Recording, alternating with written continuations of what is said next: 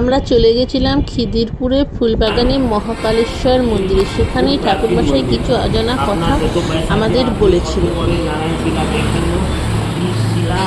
কালীগ্রাম পুজো হচ্ছে শিব হরিহর ইয়ার 250 বছর পূর্ব সে জন্য বিচে আছে। 20 বছর পূর্বে আসলেন মহাকাল, 10 বছর পূর্বে নেন। আর এই মন্দির সময় প্রাচীন দেখো যত বট বৃক্ষ আছে তো বট বৃক্ষ শিব করেন। তাহলে ভিতরে যান, ভালো দর্শন করে শুদ্ধ মন্দির নাগা সাধু স্থাপিত করে 250 বছর পূর্বে বিচে। জল যাতে ঘটিয়া জল জল আছে, বাবা মন্দির জল আচ্ছা আছে।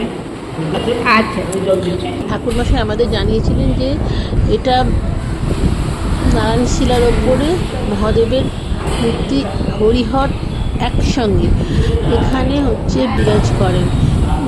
এটি একমাত্র মন্দির যেটা হরিহর, একটা বহু প্রাচীন মন্দির। এছাড়াও